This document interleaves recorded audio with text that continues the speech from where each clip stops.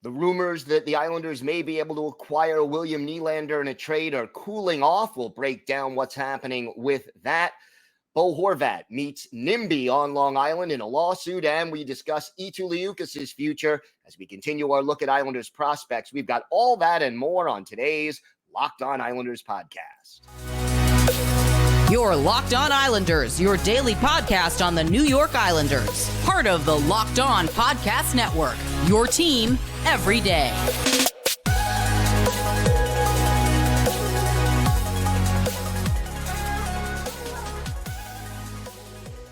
And welcome, everybody, to the Thursday edition of the Locked On Islanders podcast, part of the Locked On Podcast Network, your team every day.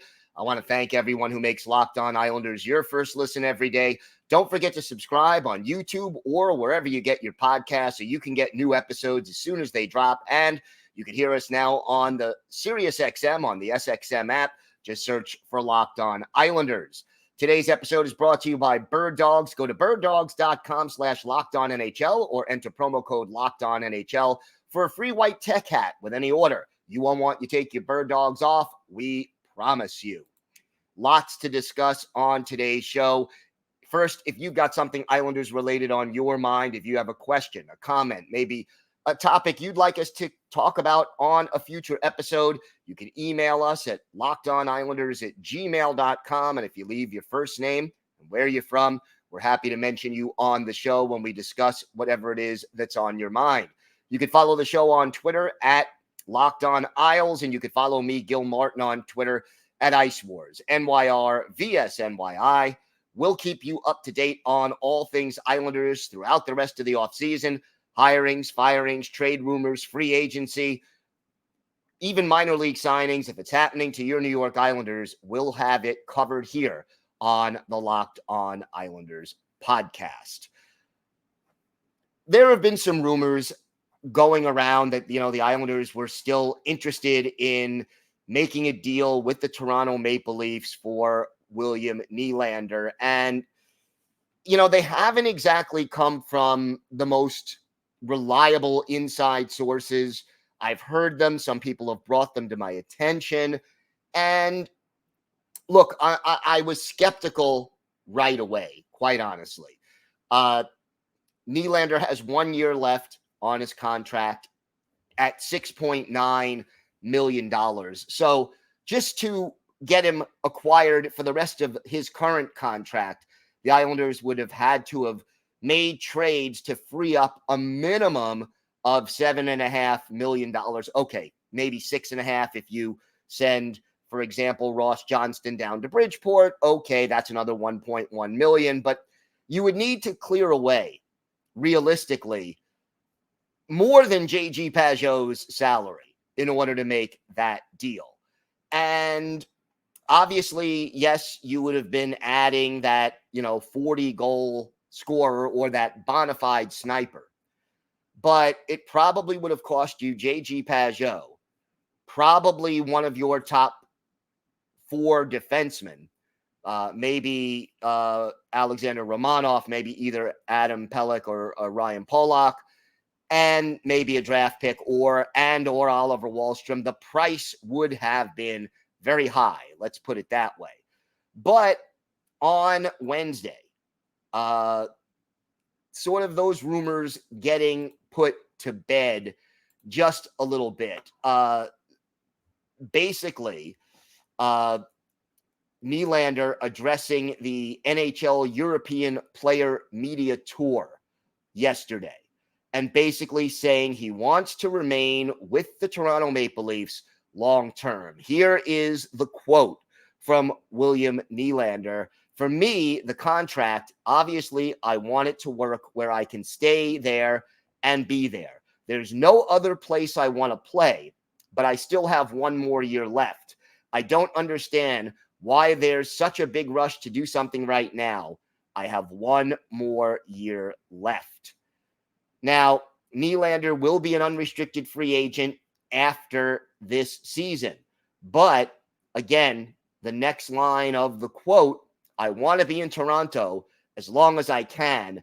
That's just where my mind is at.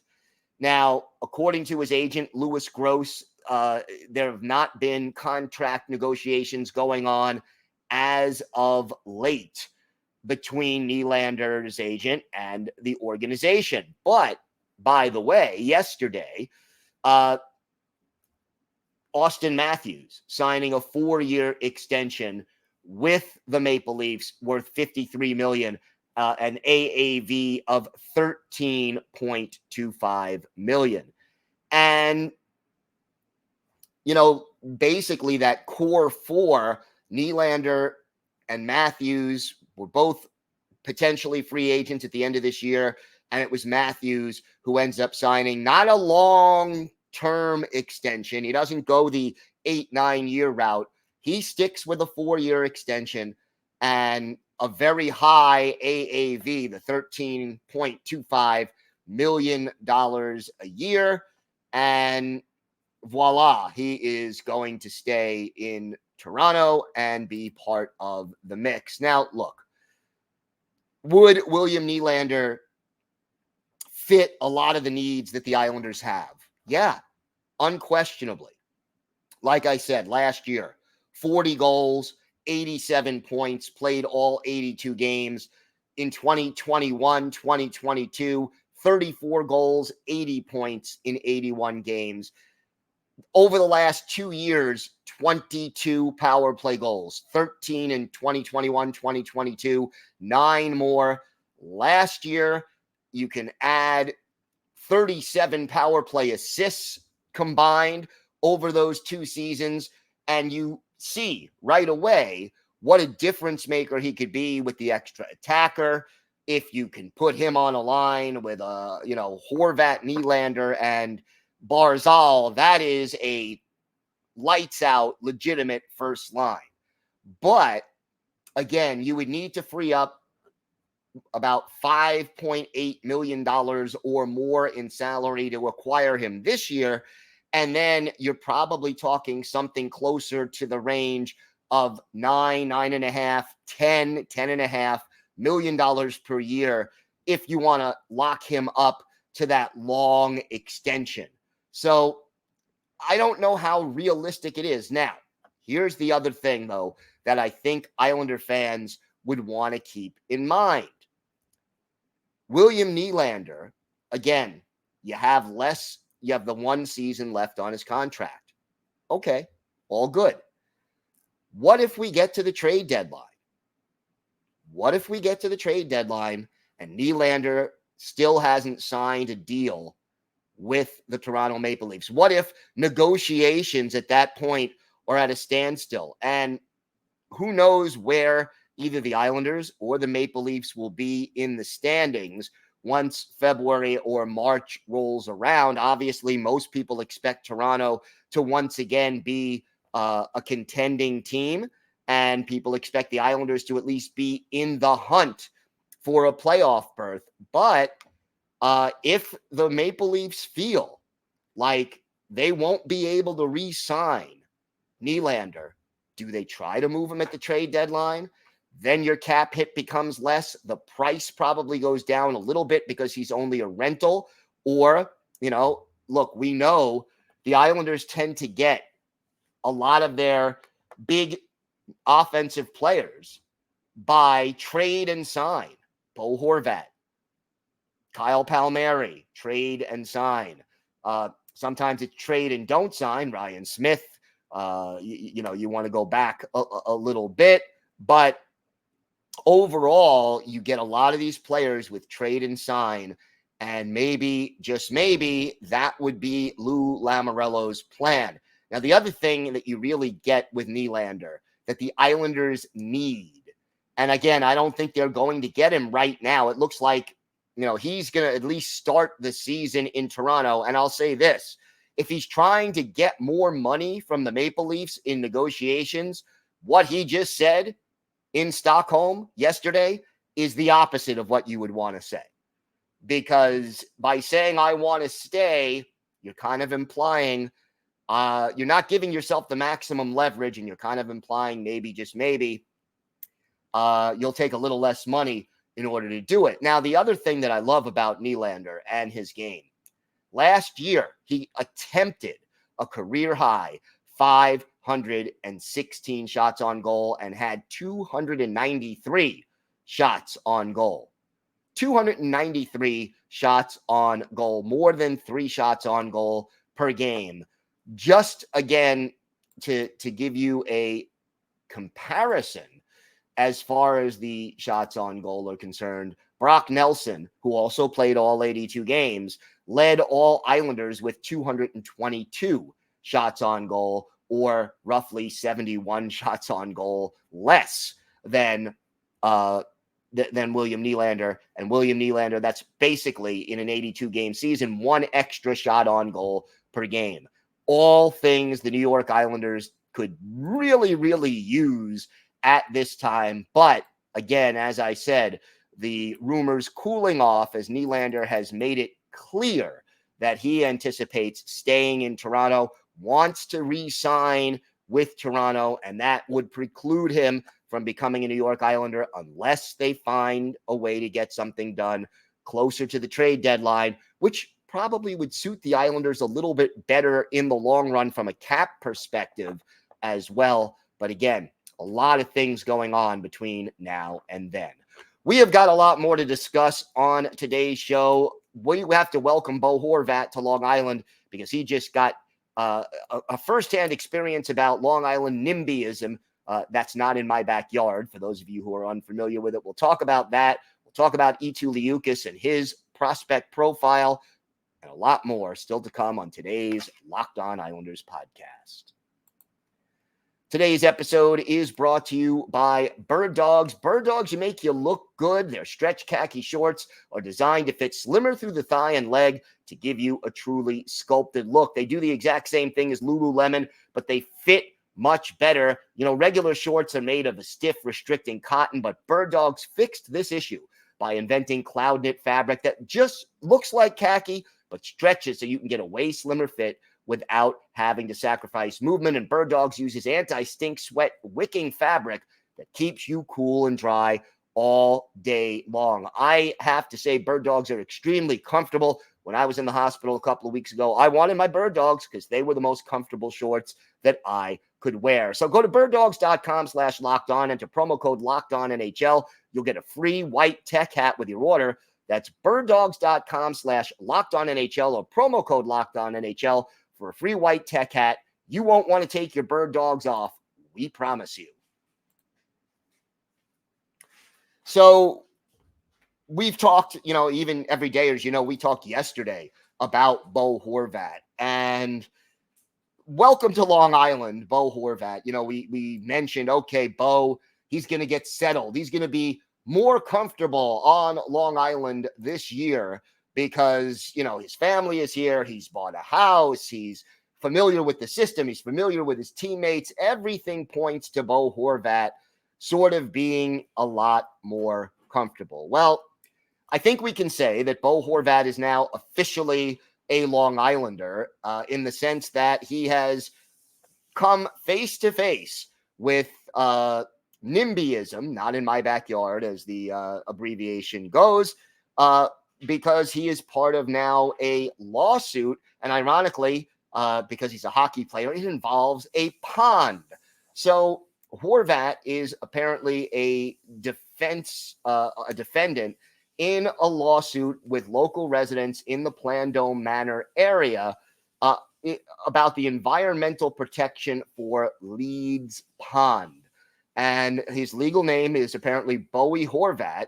He and his wife are defendants filed by a group called Eastern LLC in Nassau County Supreme Court. And they're basically saying that the Plandome Zoning Board of Appeals allowed a large quantity of fill near the pond, and they say it's excessive. So that is basically the lawsuit, and we'll have to see how it goes. But it is not a pleasant welcome to Long Island kind of a moment for Bo Horvat. But isn't it just so Long Island in that sense? I wish Bo certainly well, and hopefully this lawsuit can be resolved without any significant difficulty. But here we are talking yesterday about Bo Horvat and his potential, and yet, he's now involved in this lawsuit. And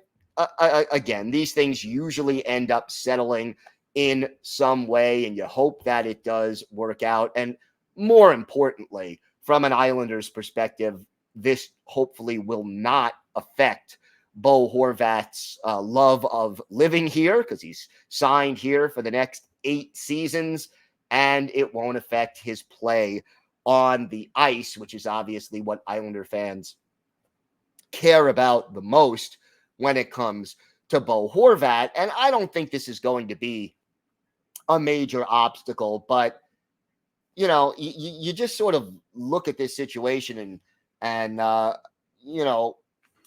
it's just kind of typical of life on the island. We have some great things about living on Long Island and some less great things, but overall, I still love Long Island. Been here almost all my life, and very proud to call it home. So Bo Horvat going to be part of this lawsuit, or at least technically part of this lawsuit, and hopefully it is resolved quickly and has no impact on us seeing Bo Horvat skating on the Islanders' top line and making plays once the new season gets underway. And,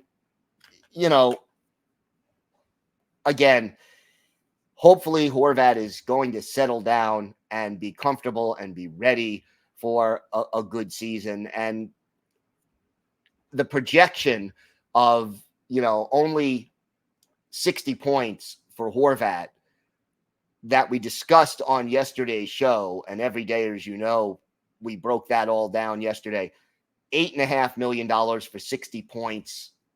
That would be a little disappointing.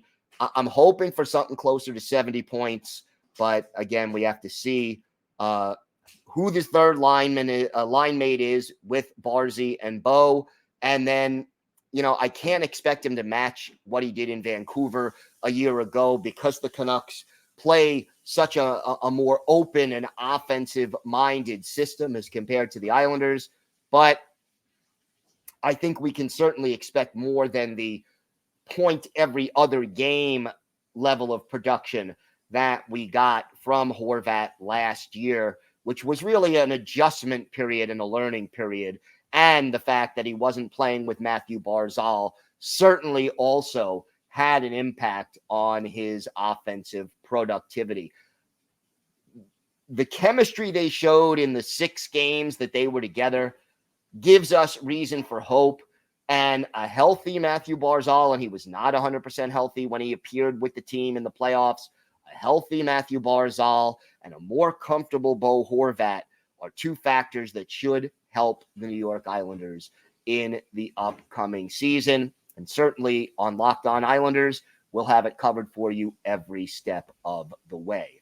We have got more to discuss on today's show. We have our look at Eetu Liukas and what his future looks like as we continue our look at Islanders prospects. And we have our Islanders birthday of the day, a 40-goal scorer for the Islanders, who was a big part of the team's 1993 playoff run. Let's see if you can guess who that is. We've got all that and more still to come on today's Locked On Islanders podcast. So we continue our player-by-player look at some of the Islanders prospects right now. And today we're talking about Finnish left winger Eetu Liukas, drafted in the 5th round back in 2021 by Lou Lamoriello and the Islanders.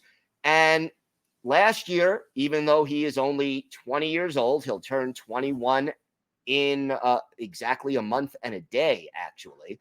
Liukis moved up into, playing in a league against adults, scored 14 goals and 23 points in 58 games, all of those numbers being career highs for him in Finland, and then 104 penalty minutes. So he's represented Finland at the World Juniors, had 2 assists in 6 games last year and was a +3.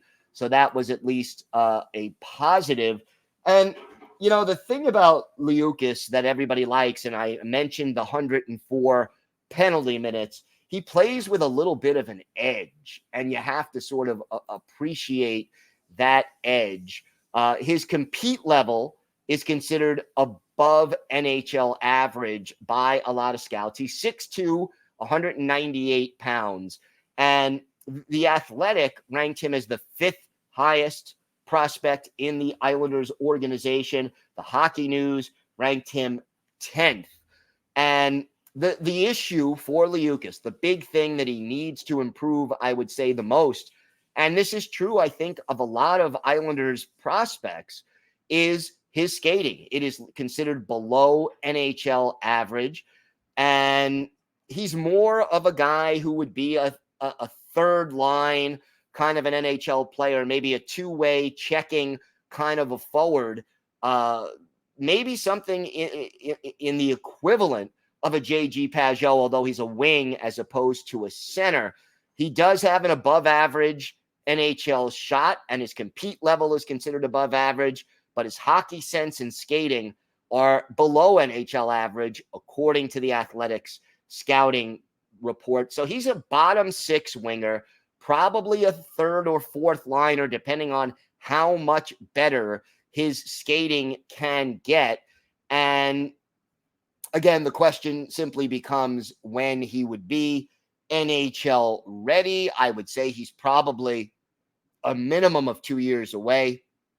I would think the Islanders would want him to spend at least 1 year playing in the AHL to get used to the North American game and adjust to the smaller, narrower rink and the more physical style. I think his physicality will fit in very well in North America, in the NHL, in the AHL.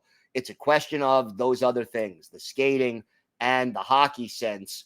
And to me, he just sounds like a bottom 6 guy who can really stir things up, be physical when he needs to be, win some battles in the corner, and score the odd goal. So I think that Liukis is probably a little better than the 10th overall prospect in the Islanders lineup. But again, you know, if the Athletic and their scouts are ranking him 5th, and yet the 5th best prospect is still looking like a bottom 6 kind of a guy, that again tells you a little bit more about the depth and the talent that is available in the Islanders system. So again, we will continue on Monday with more of our player-by-player evaluations of some of the top prospects in the Islanders system. Time now for our Islanders birthday of the day, and we are a day late on this one. We had 2 birthdays yesterday, but Wednesday was the 59th birthday of former Islanders forward Ray Ferraro, the Trail, British Columbia native, a 5th-round pick of the Hartford Whalers back in 1982, made his NHL debut with the Whalers in 1984-85, and by his second year in the league, he topped 30 goals, topped 40 goals for the Whalers in 1988-89 before joining the Islanders for the 90-91 season. His best season with the Islanders statistically was 91-92 when he had 40 goals and 80 points in 80 games. So that magic 40-goal mark reached there. And then in the following season, 92-93, Ferraro only played in 46 games, had only 27 points, but in the playoffs, he caught fire in 18 playoff games on that important Islanders run to the conference final.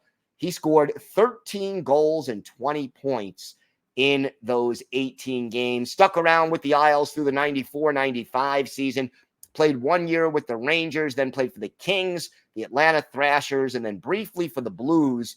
In 1,258 games, Ray Ferraro scored 408 goals, 898 points, and 1,288 penalty minutes, add 21 goals and 43 points in 68 playoff games, and you've got a very solid NHL career for Ray Ferraro. His best game as an Islander, I'm going back to January 7th, 1992, at the old Joe Louis Arena in Detroit.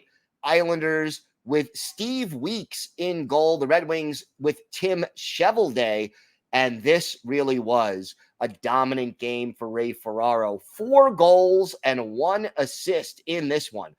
4 goals on 5 shots, all of them at even strength. He was a +4 in this game. And the only other goal in this game, Bill Berg scoring it and Ferraro getting an assist along with Benoit Hogue. Islanders defeating the Detroit Red Wings by a score of 5-2, even though they were outshot 37-21. Steve Weeks with a solid game. Benoit Hogue also had 4 assists, but this was the Ray Ferraro show with a 5-point night on 5 shots on goal, 4 goals, and an assist. Ray Ferraro, the very popular forward with the Islanders in the early to mid-90s. He is our Islanders birthday of the day. I want to thank everybody for making Locked On Islanders your first listen every day. Everydayers tomorrow on the show. I know I had mentioned the crossover episode with Locked On Blue Jackets. I thought it was going to be today. It is going to be tomorrow. So look for that on tomorrow's show. And then we'll be back again after that on Monday for our usual Monday episode. Until then, have a great day, everybody. Stay safe. And of course, let's go Islanders.